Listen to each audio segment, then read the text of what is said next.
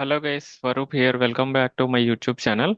So in this video, we'll be quickly understand about the different AI terms we are frequently encountering. So currently we are in 2026, right? So we know there are many AI related terms we are using often in our day-to-day work. So I just wanted to make this quick video to help everyone understand about these terms. So if you are a beginner in the AI world, that is okay. Like try to understand some of these which we may need in the day-to-day work. Either you are a developer or a tester or any other engineer or even everyone in the world is using the AI for different use cases. So let's understand some of these terms that we frequently encounter, like AI, artificial intelligence, generative AI, LLM and SLM, and RAG, embeddings, vector database, agent, MCP, model context protocol.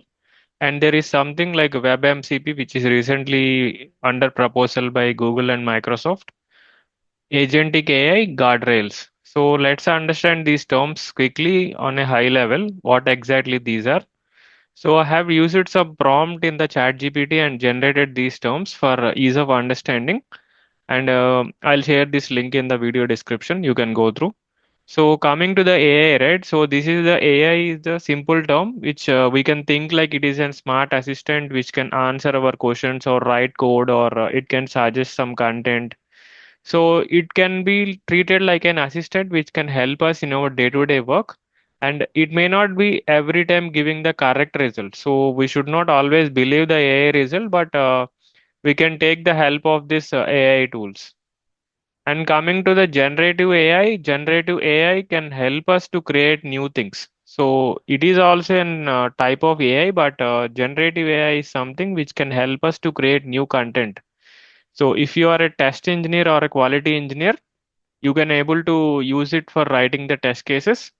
From the automation testing point of view, you can use it to generate code and you can also generate content. Suppose you want to write some content or create some slides for demonstrating something, right? So this video tutorial, I am generating this content and the images for video purpose. So you can also use it for the video content purpose.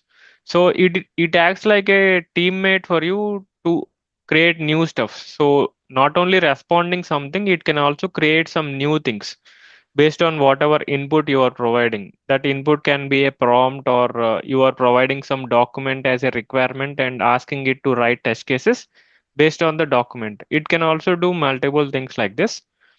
Coming to the term LLM, large language model. So this is one term which is important. So it is like a brain for the AI tools. So if you have the chat GPT or Claude or any other AI tools. So the backend engine will be something like an LLM, which is the brain, which is already have some trained data inside their memory, which can be used in order to generate the output that we want. So the LLMs will be able to understand our language and generate the responses. So in case of ChatGPT, the GPT are the background LLMs, and in case of Claude, there are Sonnet and other models which are available in the background. We don't see them as a name, but we access them in the browser, right? So ChatGPT is the browser website application. So the backend engine developed by OpenAI is GPT models. So the GPT models are there like version 4, version 5, and version 5.4, 5.5 are currently in the market, and there will be more LLMs coming up.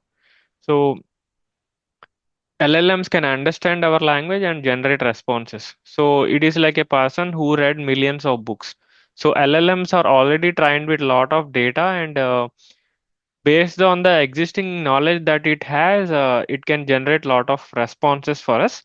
It can understand whatever input you are giving.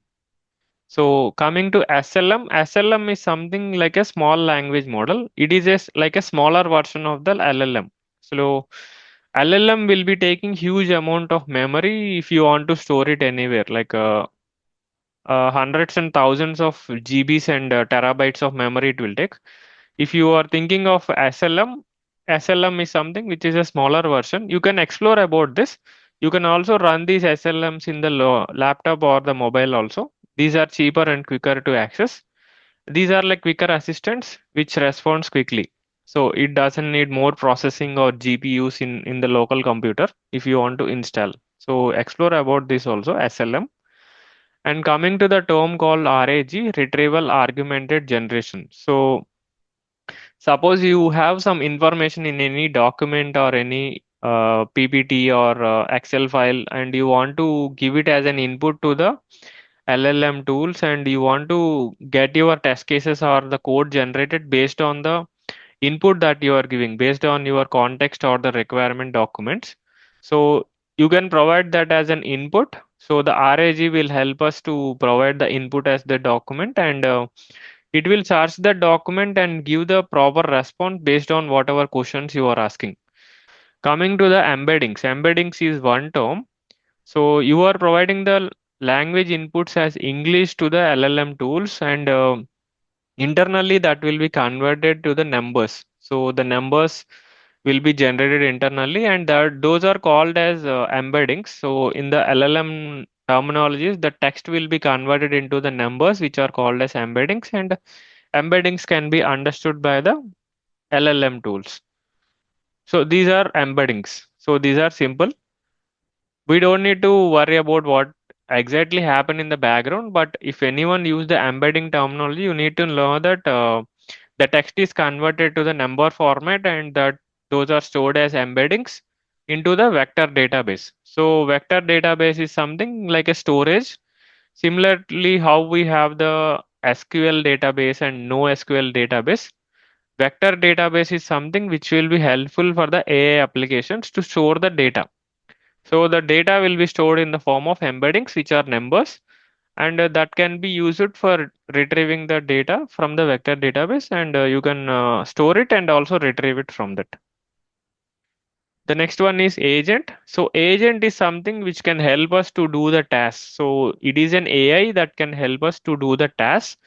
So the task can be something like you want to open an application, you want to run a test case, or you want to send an report to somebody. Like you can also create an email agent also. So it's simply like an automation assistant which is smarter. So based on your instructions, if you want to schedule it daily also, you can do something like that. You want to send an email report daily at a particular time, based on whatever information you are giving, it will send the email report. So that is like a smart AI agent. You can do all these things also with various tools like Copilot, Microsoft Copilot, and the other tools, Cloud Cowork. So there are many tools in the market. Now coming to the model context protocol.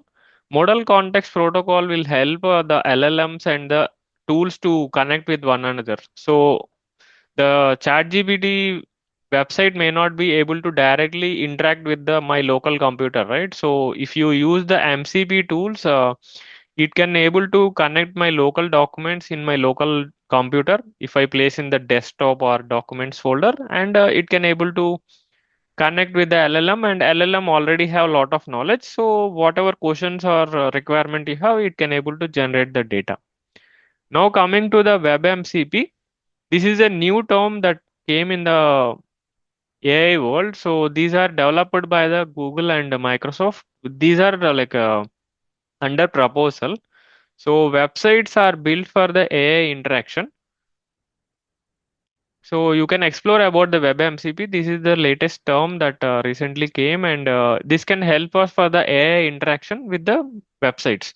So it can able to read the website content, and it can also act on it. These are not exactly the UI automation, but these are going to directly act on the website browser engines. Coming to the agentic AI is something it can think, and it can act, and it can decide. It can make decisions based on whatever you have already given some inputs. So explore about agentic AI. Agentic AI is something which is a combination of multiple agents. So each agent will be doing some action. So these agents can think one another, and it can also make decisions, and it can also perform actions. So the next one is guardrails. So while working with the AI, suppose you have given some input, and it need to give some output, right? And you want to control the AI. So you don't want the AI to do the hallucinations, or it won't, and it should not give an output which is not safe. So you want to control the AI to give the proper output. Then you can use that concept called guardrails to set the structured output. And it also need to generate the safe output. It should not uh, provide any harmful information or anything. So these kind of guardrails cannot so be set up on the AI tools. So when you are working inside the companies, you will definitely come across this term called guardrails. So you can think about these things like an assertions or the validation framework. When you are working with automation testing, you will be using assertions and validations to check whether the tests are passing or failing. So similarly, the guardrails also can help you to control the AI output. So these are the different terms. I just wanted to make a quick tutorial. So if you don't understand some of these terms, just open the ChatGPT or the Claude websites, or you can also use the Google search to understand all these terms one by one.